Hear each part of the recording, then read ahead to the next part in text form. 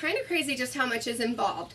You look at these cinder blocks and you think, oh, it's like Legos. I mean, it was a little bit insane. I think the biggest difference is that you're constantly measuring and leveling. Yeah, so let me show you some of the measuring tools. So this is a small level, and we really like this one because we're able to see if the individual brick is level and if maybe one brick to the next brick is level.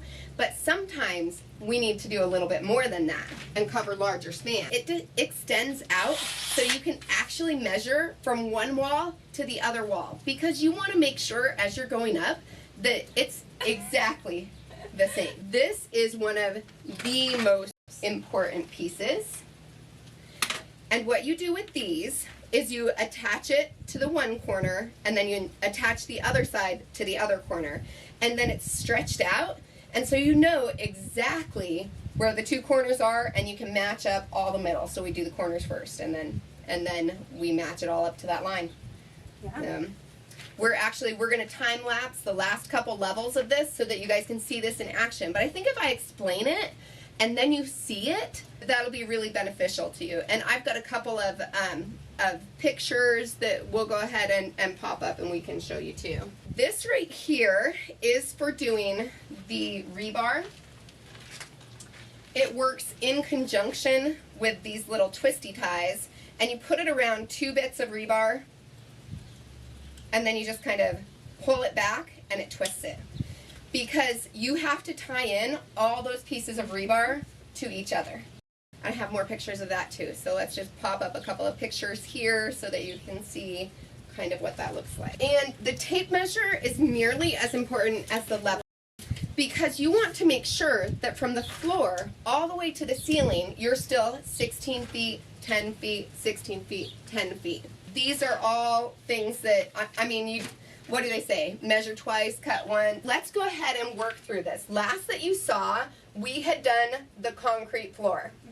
The next step was to go ahead and space out our bricks where we were going to want them. After we spaced them all out where we wanted them, we're going to pop up pictures here as I'm talking. Then we went ahead and we drilled holes in every corner, in every end piece, and in every other hole. Pretty much every other hole, except for if there was an end piece to a wall or a corner, because you want that extra stability of the rebar going through. Those holes need to be drilled probably, a couple inches into your floor, and then you really want to blow them out with an air compressor so that you can get all of that concrete dust out. Then you put the epoxy in and you put in your rebar. Now the rebar, we had cut it in half, so it was 5-foot segments, just so we didn't have to lift the bricks so high. First thing you do is you do a layer of your mortar on the bottom, and you guys, mortar is like kinetic sand. I mean, it's the S-type is what they recommend, and it's the weirdest thing. It doesn't feel like an adhesive, it feels like kinetic sand, like you would play with your kids. Go ahead and place that down, get everything nice and level, and that first layer is going to be super important. Then, with the next layer, you're going to offset it from the bricks that are below it, and do it again. After you've done 3 layers, then you need to fill inside the cells of each one with concrete. You only want to fill it to halfway through that top brick, because you want the next bit to also go halfway through, because it'll tie it together a little bit better. So after you've got that concrete poured in, really important, there's this little vibrator thing. It's actually called like a concrete vibrator, and you stick it down inside there and it wiggles. We would fill it up with concrete to the top, and by the time we got done using the vibrator, it would be halfway down, because it got all the bubbles out. It made everything settle down in the cracks and crevices, so it's going to make your structure just that much stronger. After that, you go ahead and you do a horizontal level of rebar.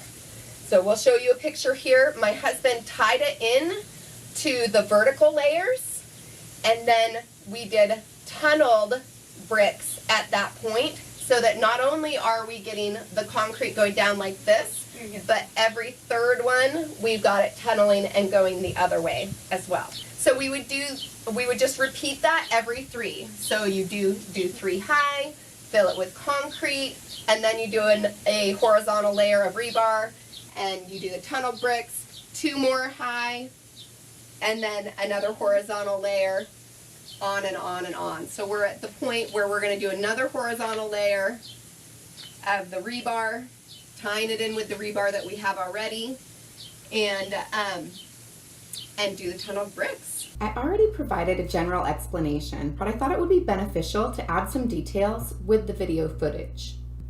Moving all of the bricks over to our work site was quite a chore.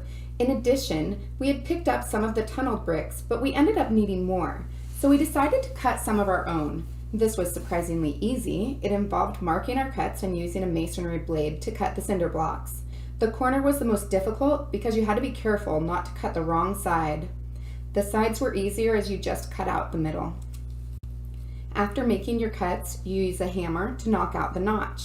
I have to admit that the ease of this step was a little concerning to me. You'll also want to use eye protection to save you from flying debris. Ear protection and a mask might not be a bad idea either. The dust from cutting the bricks is pretty intense. I wanted to show you what it looked like when we were mixing the mortar, because when we first started, we were unsure exactly what it should look like. After a bit of practice, my husband got pretty good at it. He preferred mixing it with just the trowel instead of the mixer, since he felt like it gave him a little more control over it. But you could use a mixer if you wanted to. Figuring out how much water to add and how long to mix it were things that just came over time. At this point, GB is putting in the corner. As you can see, he is being pretty picky about how level it is.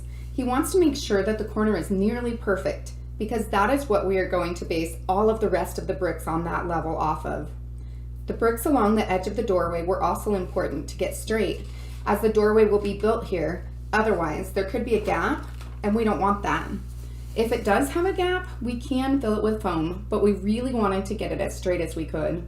You can see at this point he is using the level. He will measure it on the front, back, across the brick to the side, and on the doorway portion itself. Another tool that we liked to use was the speed square. We were able to place it in the corner and see how square our bricks were to each other. Having those corner bricks perfectly square increases the chances of our building being square, which can sometimes be difficult to achieve. Unfortunately, he's hiding behind a tree a bit in this clip, but I wanted to show you that after doing the one corner, we go to the opposite corner. Usually we like to get 2 bricks on the corner before we string our line so that it's more stable. These corner steps are integral to getting a nice straight row. I'm really glad that we chose to record this level because it shows the tunneled bricks. You can see just how that ends up going over that horizontal rebar. This is the corner piece that holds the line taut from corner to corner. You can see the string stretched out nice and tight. We actually had a level that we would hang off the string so that we could be sure that the string was level as well. You wouldn't think that the level that you put under all of the bricks could be that different, but accumulatively, those small differences can be significant. It's really important to match with your line on each row and each brick as you're going. We found a mallet to be a really useful tool for leveling the brick when we first installed it. We would compare it to the previous brick that was already set and then tap it down, matching both the line and making it level to the surrounding bricks. Because my camera is so great in low light conditions, you can't tell that it's actually quite dark. It was so dark, in fact, that my husband was complaining that he couldn't read the level very well. We were starting to have another discussion about just how level things needed to be, where they needed to be at. This was a frequent occurrence at this time. Usually just a few taps of the mallet are all that it takes to get things just where you want them. If you end up making a mistake down below, you're going to have to make up for it in the levels above. After you get the bricks leveled, you want to go back and fill in all the cracks with mortar. I really liked using the trowel for this. I loved how GB and I were able to work together on this project. He did a lot of the heavier work, and I would go back and fine-tune the placement and the mortar and just do an overall quality control. So after the mortar had a chance to set a little, I would go back and knock down any excess mortar.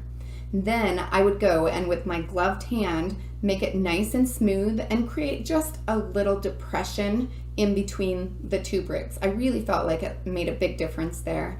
Now you want to do this while it's still wet. If it dries too much, it's a lot harder to handle, but it does need to set for a little bit. But you don't want to do it when it's too wet or it'll move too much. We ended up buying some of the half brick pieces to use around the doorway section. We tried cutting some of them in half, but we found that when we cut them in half, they tended to not be as structurally sound. They just felt weaker to us, and so we decided it was better to just go and purchase some. With this portion only being supported on one side, we really wanted it to be sturdy. Again, you can see us measuring the sides. I can't reiterate to you enough how important it is to get those walls straight, particularly around that doorway area. I feel like this view shows you a little bit better how we were able to do the line each time. With those blocks I showed you earlier, you have to unwrap them and then rewrap them to the correct length in order to accommodate for the different sized walls. But I really felt like this was worth it because it did a great job giving us a nice straight line, but at the same time it wasn't very expensive. While GB continues to lay the brick up above, I'm starting to cut the rebar below. Now, I chose to do it inside the root cellar itself because there's a fair amount of sparks that are made off this if you're using a blade to cut it. It worked great for me, but I do recommend that you keep it away from anything flammable, and take it from me, you should probably wear a long sleeve shirt. At this point, I'm attaching the rebar that I had just cut so that we can do our last few layers. Unbeknownst to me, my husband is currently getting a phone call that's going to take him away for the rest of the day. Due to my desire to get this project done, I continued to work without him. I always think it's fun how when I'm working, the kids will come and just kind of chat with me as I'm getting it done. I did want to mention that the side I'm working on actually is a little bit difficult because when we were emptying out the hole, we piled it up right next to the side. Really give yourself 3 or 4 feet to be able to walk on the side so that it's not so difficult.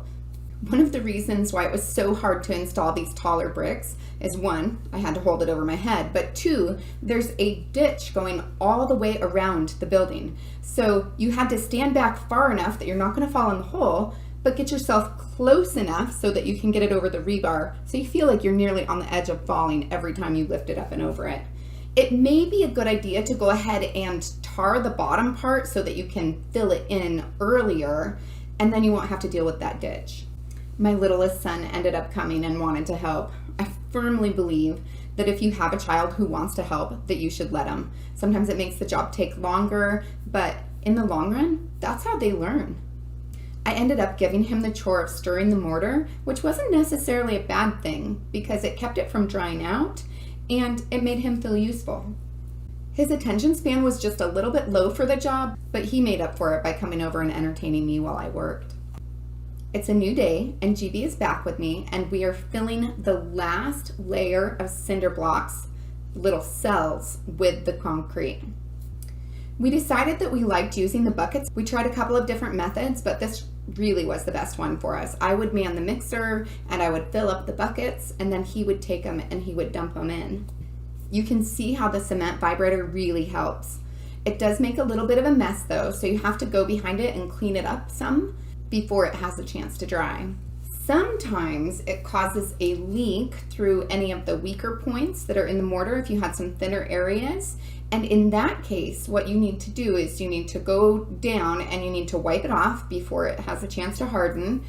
And if you have a particularly persistent leak, you can hold it until you're done using the vibrator, and then by that point it won't be pushing it out anymore and it'll do just fine. With the walls constructed, it's time to put in our door frame.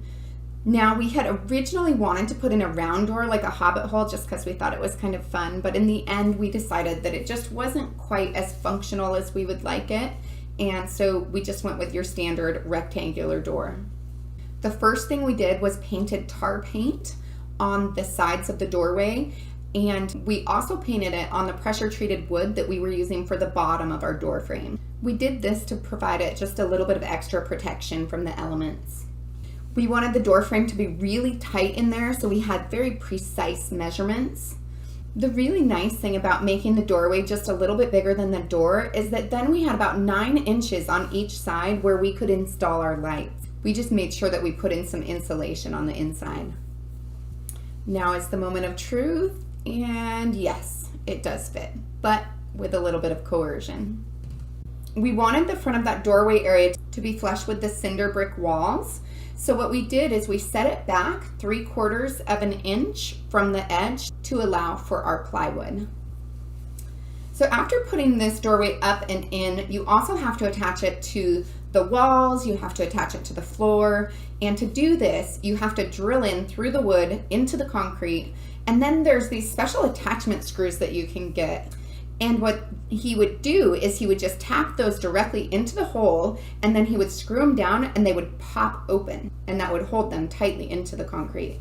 Under the door itself is a little bit different because you're going to need to countersink that so that it won't get in the way of the door. I'm now painting on the tar paint. I already did the lower portion, which was a little bit difficult just because the dirt walls are so close to the bricks. The tar was thinner than I expected and went on way more easily. Having some nice company didn't hurt either. A second coat was needed with the tar paint and went on even more easily than the first. Now it's time to paint the inside of the root cellar. We decided to go with white. Now this is a waterproof cement paint.